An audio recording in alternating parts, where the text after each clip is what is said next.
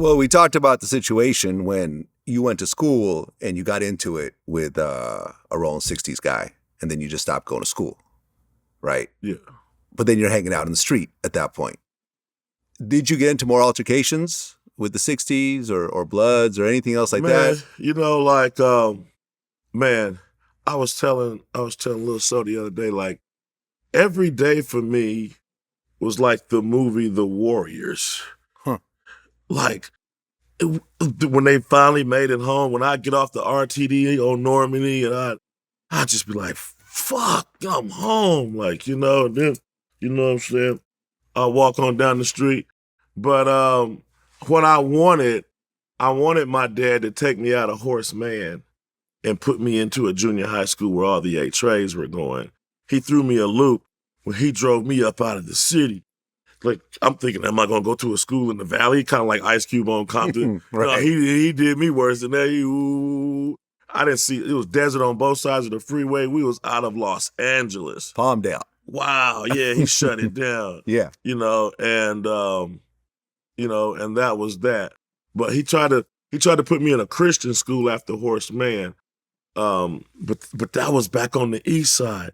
But he thought it was a Christian school and it was a good school.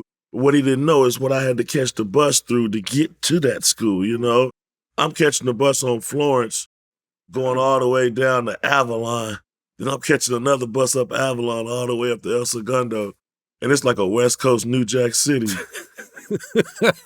It's wild, man. Nothing scared me more than the back of Locke High School, man. Boy, I never see so many Jerry curls and mean looks and dudes in wheelchairs still banging with handkerchiefs. And, whoa!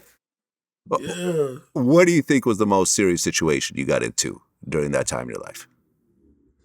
Talking about with another gangbanger? Yeah, like a gang-related situation. Man. If you could talk about it. Yeah, you just a little kid. I'm a little kid out there. I got my little Jerry curl and my little light blue hat. Like, I was starting to claim the set, and a lot of G's didn't know me. A lot of cats, there's a lot of, my street, the few guys that was on my street, they knew me and everything. So, like, it was this one dude, he from the set, he never saw me before, and I was tall for my age. I was in the 6th grade. I was going from the 6th to the 7th. It was that summer between Raymond and Horseman, and I was tall for my size. He never saw me. It was dark, and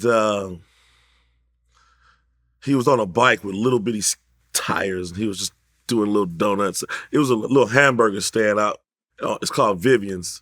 It was called Vivian's, like on 69th and Western. They call it something else now. Nobody's there, but on 69th and Western, there was a place called Vivian's right there. And that was we all go up there and get something to eat. That was our little set hamburger stand, So I went in there. I got me some burgers and fries. And when I came out, when I went in there, the dude was circling around the little stand. I went in there and got my food. When I came out, he rolled real close and he dropped his bike and he put like a 32 snug nose to my head. And he had like this little grin on his face, and I got a homie named Pimpy Poo. He had like this cutlass, used to always play the bat around, you know what I'm saying? And he pulled up. He was like, he from the set. He's from the set. What you doing? He cool. And the dude just kind of pulled the gun up, just kind of got on the bike and kind of left.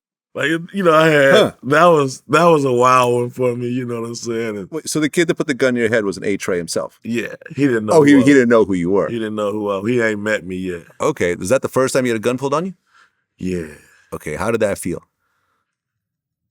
And that dude from the Chili Pepper said, I don't never want to feel like I did. That was scary.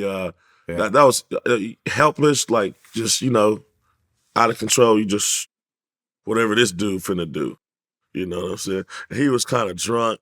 It's like a smell of malt liquor on him. Yeah, that was scary. Then he was kind of smiling, like he said, you don't know what you don't know what you're dealing with. So yeah, that was scary as hell.